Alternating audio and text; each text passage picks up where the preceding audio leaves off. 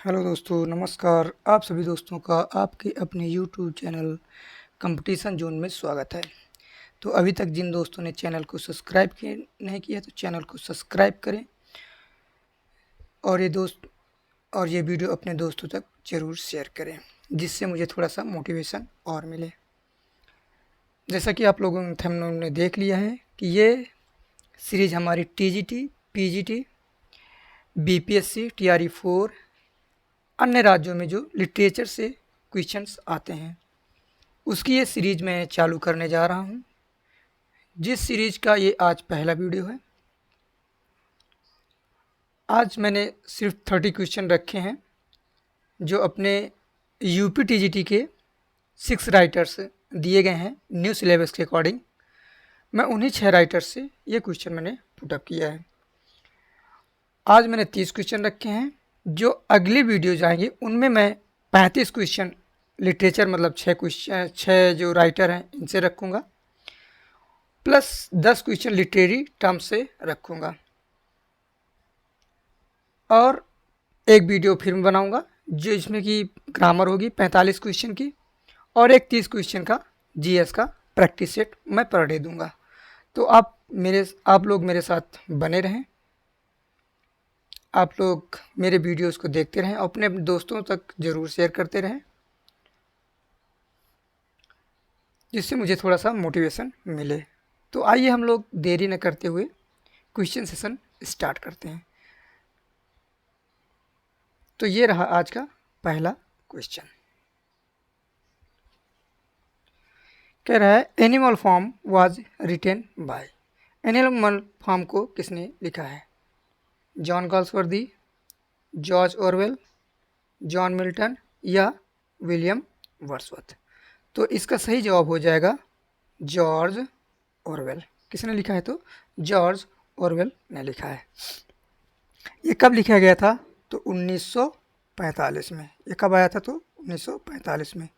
ये क्या है? तो ये डिस्टोपियन नोवेला है। ठीक है, डिस्टोपियन नोवेला है जो रशियन रिवॉल्यूशन 1917 पर बेस्ड है। ठीक है, आगे बढ़ते हैं हम लोग नेक्स्ट क्वेश्चन की ओर। नेक्स्ट क्वेश्चन है लेसिडस इज आ। लेसिडस क्या है? मौकिपिक है, पेस्टोरल जी है, सोनेट या फिर सटायर। तो इसका सही जवाब हो जाएगा पेस्टोरल एलजी। क्या हो जाएगा? ये पेस्टोरल एलजी। तो ये कब लिखी गई थी?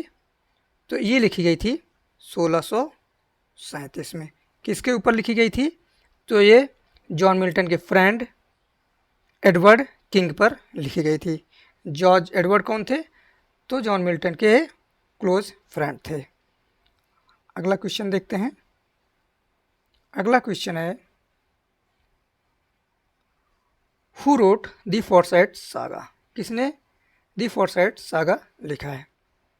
George Orwell, John Keats, John Galsworthy या जॉन मिल्टन। तो इसका सही जवाब हो जाएगा जॉन गाल्सवर्दी। तो जो फोर्साइट सागा कब से कब तक आता है? तो फोर्साइट सागा जॉन गाल्सवर्दी के द्वारा एक ये सीरीज चलाई गई थी जिसमें 3 नॉवेल थे और 2 इंटरल्यूड थे। ठीक है, जो 1906 में इसका पहला नॉवेल आता है और लास्ट नॉवेल इसका आता है 1922 में। ठीक है, ये रहा। अगला क्वेश्चन देखते हैं। अगला क्वेश्चन है negative capability is associated with. किससे एसोसिएटेड है? William Shakespeare, John Keats, William Wordsworth या जॉन मिल्टन। तो ये एसोसिएटेड है जॉन कीट्स से। ये टर्म किन्होंने कॉइन किया था? तो जॉन कीट्स ने। वो कब किया था? तो 1817 में। इन्होंने अपने भाई के लिए लेटर लिखे थे, उसी लेटर्स में ये टर्म मिला था। तो इनके अकॉर्डिंग निगेटिव कैपेबिलिटी का मास्टर किसको मानते हैं? तो इनके अकॉर्डिंग निगेटिव कैपेबिलिटी का मास्टर विलियम शेक्सपियर को मानते हैं और लैक ऑफ निगेटिव कैपेबिलिटी किस में पाई जाती है? तो विलियम वर्ड्सवर्थ में पाई जाती है। ठीक है, इसीलिए इन्होंने इनको निगेटिव कैपेबिलिटी बोलते हैं। आइए अगला क्वेश्चन देखते हैं। Lyrical ballads was first published in, तो लिरिकल बैलेट पहली बार कब पब्लिश होता है? 1798 में, 1800 में, 1815 में, 1795 में। तो इनका लिरिकल बैलेट फर्स्ट बार पब्लिश होता है तो 1798 में। तो जब इसमें जब ये लिरिकल बैलेट सबसे पहली बार पब्लिश हुआ था तो इसमें 23 वर्क्स थे। कितने? 23, जिसमें से 19 विलियम वर्ड्सवर्थ के थे और 4 एसटी कॉलेज के थे। ठीक है, एसटी कॉलेज के थे। कोलैबोरेशन से इन्होंने इस वर्क को लिखा था और ये वैसे 4 बार पब्लिश होता है। कौन कौन से ईयर में? पहली बार 1798 में, सेकंड इसी को बोलते हैं प्रीफेस टू लिरिकल बैलेट, तीसरी बार 1802 में, 1802 में। यही एडिशन कहाँ पब्लिश होता है? तो इंग्लैंड से बाहर अमेरिका में ये पब्लिश होता है। ठीक है, अमेरिका में ये एडिशन पब्लिश होता है और इनका लास्ट एडिशन कब आता है? तो 1805 में आता है। ठीक है, ये इनके लिरिकल बैलेट की सीरीज रहती है। आइए देखते हैं अगला question. Shakespeare's sonnets were first published in, जो शेक्सपियर के सोनेट थे कब पब्लिश हुए थे? 1599, 1603, 1609 या 1616। तो इनके जितने सोनेट थे कलेक्टिवली 1609 में पब्लिश हुए थे। किसने पब्लिश किया था? तो थॉमस थॉर्प ने। किसने किया था? थॉमस थॉर्प ने पब्लिश किया था। तो इन्होंने टोटल कितने सोनेट लिखे हैं? तो 154 सोनेट लिखे हैं, 154 सोनेट लिखे हैं, जिसमें से 126 सोनेट विलियम हर्बर्ट WH को डेडिकेटेड हैं। रिमेनिंग 26 उसमें से डार्क लेडी को डेडिकेटेड हैं। ठीक है, डार्क लेडी को डेडिकेटेड हैं। और लास्ट के 2 सोनेट 153 और 154, 153 और 154, ये किसको डेडिकेटेड हैं? तो गॉड ऑफ क्यूपिड को, गॉड ऑफ क्यूपिड को। ठीक है, तो ये शेक्सपियर के सोनेट हुए। हम लोग आगे पढ़ते हैं, अगला क्वेश्चन देखते हैं। अगला क्वेश्चन है, who is the chief antagonist of snowball in animal form? तो इसमें एनिमल फॉर्म में एंटागोनिस्ट कौन होता है? तो बॉक्सर होता है, नेपोलियन होता है, स्क्वेलर होता है या ओल्ड मेजर होता है? तो कौन होता है? तो इसमें नेपोलियन होता है। कौन होता है? नेपोलियन। ये बात आप लोगों को समझ में आई होगी। ठीक है, तो आगे हम लोग बढ़ते हैं। अब आगे देखते हैं क्वेश्चन को। ठीक है, आगे ये देखते हैं question. Paradise Lost is written in, तो पैराडाइज किस में लिखी हुई है? Heroic capital, heroic couplet, blank verse, free verse या स्पेंसरियन स्टैंजा? तो ये किस में लिखी हुई है? Blank verse. और इन्होंने एक टर्म और लिखा था, इसी को उन्होंने कहा था ग्रैंड स्टाइल, और लिखा था ग्रैंड स्टाइल में भी लिखी। ठीक है, अगर ये ब्लैंक वर्स नहीं आएगा तो ग्रैंड स्टाइल आएगा। और इसमें जो हीरोइक कपलेट के मास्टर किसको मानते हैं? तो जॉन ड्राइडन को मानते हैं। फ्री वर्स का मास्टर किसको मानते हैं? तो वाल्ट विटमैन को मानते हैं।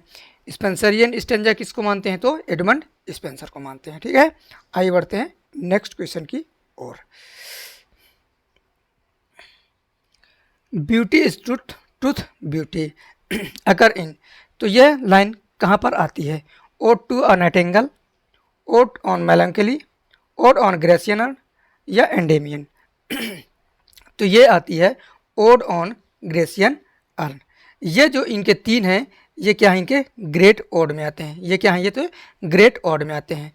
और ये क्या है? तो इनकी ये पोएम है। ठीक है, अब आगे बढ़ते हैं, अगला क्वेश्चन देखते हैं। कह रहा है who was Wordsworth collaborators in lyrical ballads? वैसे एक क्वेश्चन पीछे आया था, मैंने उसमें बता दिया था, लेकिन यहाँ पर भी एक्सप्लेन कर देते हैं। सेली या कॉलरिज, बायरन या कीट्स? तो इसका सही जवाब हो जाएगा कॉलरिज। लिरिकल बैलेट कब आता है? 1798 में आता है। दूसरा कब आता है? 1800 में, उसी को बोलते हैं प्रीफेस टू लिरिकल बैलेट। फिर आता है 1802 में, जो अमेरिका में पब्लिश होता है, और उसके लास्ट 1805 में आता है। ठीक है, आइए आगे देखते हैं। अगला क्वेश्चन ये रहा, George Orwell's real name was. George Orwell का रियल नेम क्या था? इरिक आर्थर ब्लेयर, या Arthur Eric Blair, George Arthur Blair, या इरिक जॉर्ज ब्लेयर? तो इसका सही जवाब हो जाएगा इरिक आर्थर ब्लेयर। देखो इसमें थोड़ा सा और हम लोग इसको देख लेते हैं सही से डिटेल से। तो ये ब्रिटिश राइटर थे, लेकिन इनका जो जन्म हुआ था इंडिया में हुआ था। कहाँ पर हुआ था? मोतिहारी, मोतिहारी बिहार में। इस समय कहाँ पर है? तो बिहार में।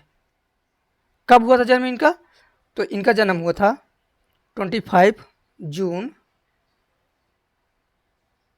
1903 को, और इनकी मृत्यु कब हुई थी? तो 21 जनवरी 1950 में इनकी मृत्यु हो गई थी। ठीक है, आइए हम लोग आगे बढ़ते हैं। अगला क्वेश्चन ये रहा, the silver box was written bye. The silver box किसने लिखा है? जीबी शॉ, जॉन गॉर्सवर्सी, या फिर जॉर्ज ओरवेल, या जॉन मिल्टन? तो इसको लिखा है जॉन गाल्सवर्दी। ये कब आता है? तो 1906 में आता है। ठीक है, ये क्या है? एक प्रॉब्लम प्ले है। John Galsworthy mostly problem play ही लिखे हुए हैं। ठीक है, आइए बढ़ते हैं हम लोग अब नेक्स्ट क्वेश्चन की ओर। Who says the rest is silence. किसने कहा है the rest is silence? Othello, Macbeth, Hamlet, King Lear? तो किसने कहा है इसको? तो इसको कहा है हैमलेट ने। ठीक है, कहाँ पर? हैमलेट ने कहा है, हैमलेट में। और ये शेक्सपियर की चारों क्या है? ये ग्रेट ट्रेजेडी है, जिनका हम लोग अगर क्रॉनिकल ऑर्डर देखेंगे तो इसको हम लिखेंगे हुकुम। क्या लिखेंगे? हुकुम, इससे लिखेंगे। ठीक है, ये हैमलेट, ओथेलो, किंग लियर और मैकबेथ। अगर इसमें पूछेगा लाइनों के हिसाब से सबसे बड़ा प्ले कौन है? तो हैमलेट है सबसे बड़ा, हैमलेट, फिर ओथेलो, फिर किंग लियर, और सबसे छोटा मैकबेथ। अगर पूछेगा सबसे छोटा कौन है तो हम लोग मैकबेथ को मारेंगे। ठीक है, अकॉर्डिंग टू लाइन। ठीक है, आगे बढ़ते हैं हम लोग नेक्स्ट क्वेश्चन की ओर। लाइक क्वेश्चन रहा ये, एरोपिजेडिका इज मेनली कंसर्न विद। ये किससे कंसर्न है? Freedom of press, nature, love अथवा वार? तो ये किस पर बेस्ड है? तो ये फ्रीडम ऑफ प्रेस। ये लिखा कब गया था? तो 1644 में। ये क्या है? एक यह पंपलेट है। किसने लिखा है? तो जॉन मिल्टन ने लिखा है। ठीक है, जॉन मिल्टन ने लिखा है। आगे हम लोग बढ़ते हैं, अगला क्वेश्चन देखते हैं। Boxer in animal form represents.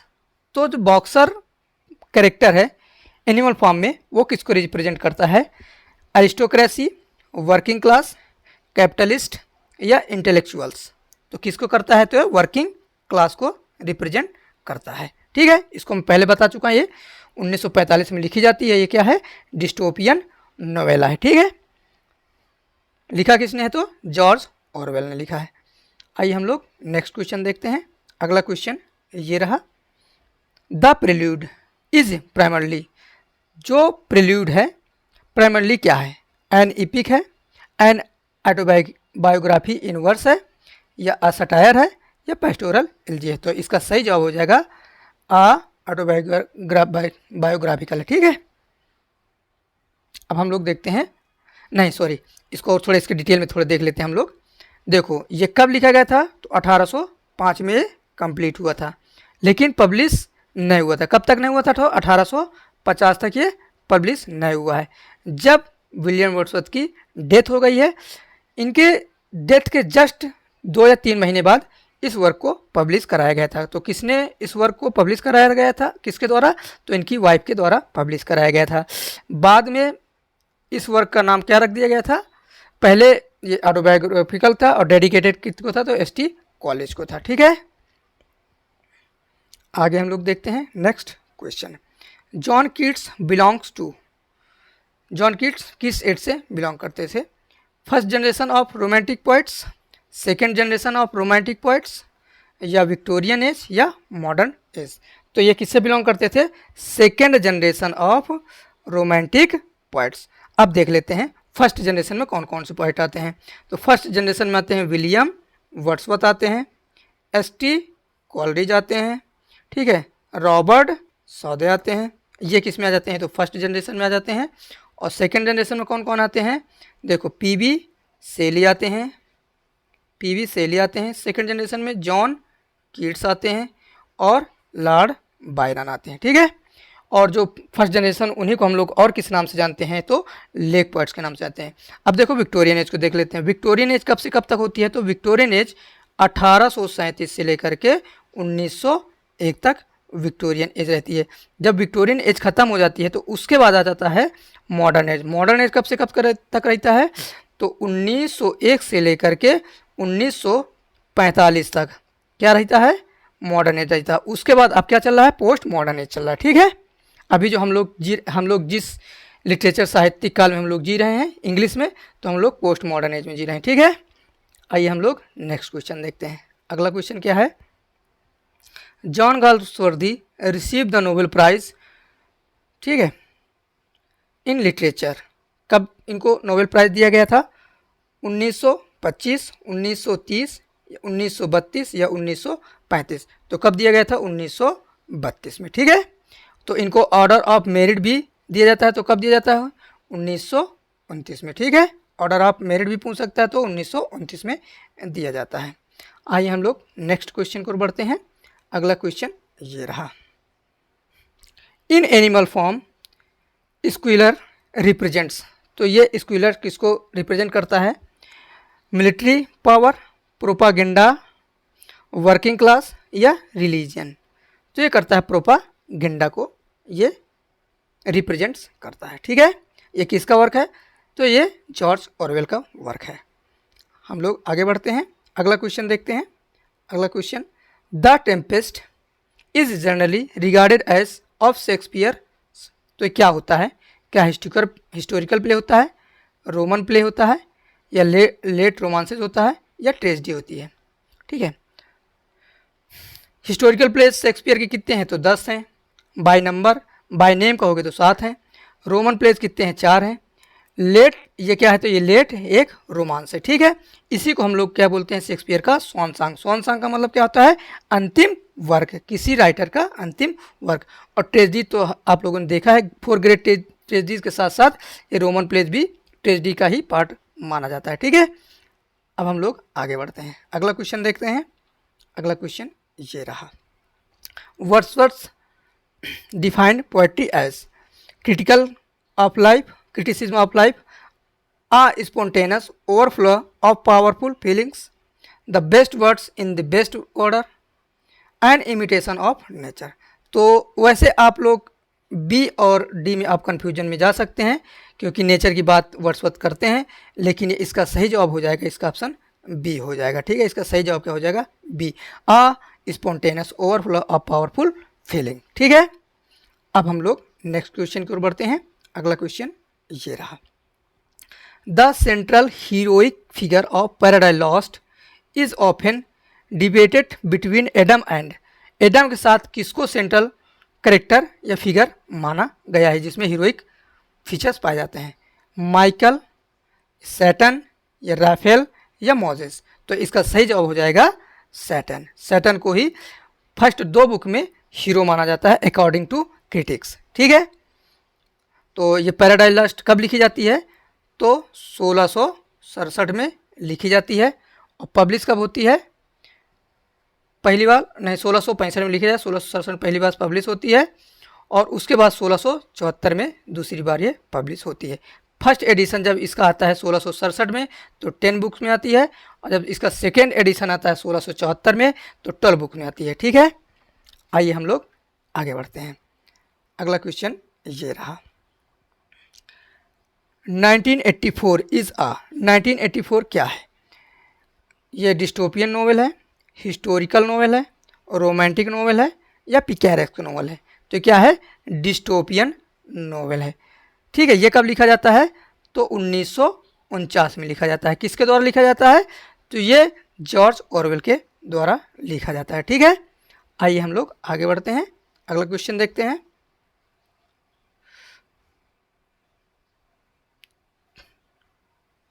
ठीक है, which Shakespeare's play is generally called the problem play. तो शेक्सपियर के कौन से प्ले को हम लोग प्रॉब्लम प्ले के नाम से जानते हैं?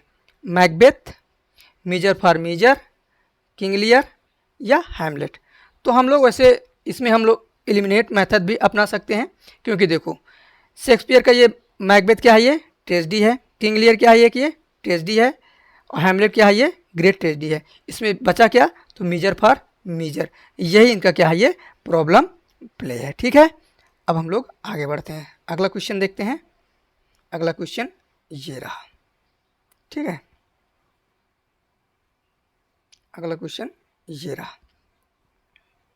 The child is the father of man occur in, ये लाइन कहाँ पर आई है?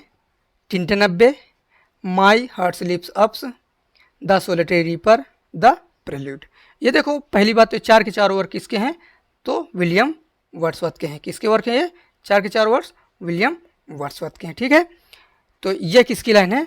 माई हार्ट स्लीप्स अप, या इसी अगर इस ये नहीं आएगा तो द रेमो लिख के आएगा। ठीक है, यही इन्हीं दोनों वर्क में the child is the father of man ये लाइन आई हुई है। ठीक है, अब हम लोग आगे बढ़ते हैं, अगला क्वेश्चन देखते हैं।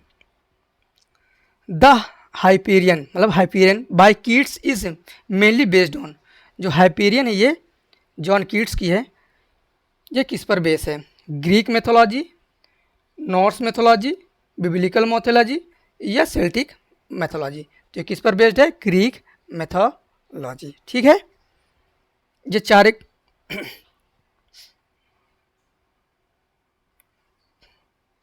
अब हम लोग नेक्स्ट क्वेश्चन की ओर बढ़ते हैं, अगला क्वेश्चन देखते हैं। अगला क्वेश्चन है the Forsyte saga mainly deals with the Forsyte family, the Victorian royal family, the working class या सोल्जर्स। तो इसका सही जवाब हो जाएगा A option, the Forsyte family. तो इसको मैंने वैसे पहले पीछे बता दिया है कि इनके जो ये फॉरसाइट सागा का ये सीरीज होती है, 3 इसमें नॉवेल होते हैं, 2 इंटरल्यूड होते हैं। स्टार्टिंग जिससे होती है द मैन ऑफ प्रॉपर्टी से, कब? 1906 से, और लास्ट कब होता है? 1922 से, टू लेट से। ठीक है, अब हम लोग नेक्स्ट क्वेश्चन को बढ़ते हैं, अगला क्वेश्चन देखते हैं। Napoleon in animal form represents, Napoleon किसको रिप्रेजेंट करता है एनिमल फॉर्म में? लेनिन, ट्रोस्की, स्टालिन या कार्ल मार्क्स। तो किसको करते हैं? तो ये स्टालिन। किसको रिफर करता है, रिप्रेजेंट करता है? तो ये स्टालिन को रिप्रेजेंट करता है। आइए हम लोग नेक्स्ट क्वेश्चन को बढ़ते हैं। Which of the following is not a Shakespearean tragedy. इसमें जो 4 वर्क हैं इनमें से कौन सा शेक्सपियर की ट्रेजेडी में नहीं शामिल है? Othello, Hamlet, the merchant of Venice, King Lear. देखो ये 3 वर्क, ये ओथेलो, हैमलेट और किंग लियर, ये तो इनके ग्रेट ट्रेजेडीज में आते हैं, लेकिन द मर्चेंट ऑफ वेनिस ये किस में आता है? तो ट्रेजेडी कॉमेडी में आता है। किस में आता है? ट्रेजिक कॉमेडी में आता है। ठीक है, वैसे 4 के 4 वर्क किसके हैं? तो विलियम शेक्सपियर के हैं। ये एक क्वेश्चन आप लोगों के लिए है, इसका जवाब आप लोगों को कमेंट में देना है, इसका सही जवाब क्या है। ठीक है, तो इसका जवाब आप लोग कमेंट में देंगे। Emotion recollected in tranquillity is associated with, ये किससे एसोसिएटेड है? ये आप लोगों को कमेंट में जवाब देना है। तो आप लोग कमेंट में ज़रूर बताइएगा ये वीडियो आप लोगों को कैसा लगा। अगर अच्छा लगा हो तो आप ये वीडियो अपने दोस्तों को ज़रूर शेयर करें, और जिन दोस्तों ने अभी तक चैनल को सब्सक्राइब नहीं किया है तो चैनल को सब्सक्राइब ज़रूर करें। ये जो हमारी मल्टीपल चॉइस क्वेश्चन की सीरीज़ है उसका ये पहला वीडियो हो। नेक्स्ट वीडियो बहुत जल्द आएगा, हो सकता है कल आ जाए। तो ये सीरीज़ हमारी चलती रहेगी जब तक एग्ज़ाम नहीं होगा, तो आप लोग मेरे साथ बने रहें। नेक्स्ट वीडियो तक आने के लिए आप लोग धैर्य रखें। तब तक के लिए थैंक यू। जय हिंद, जय भारत।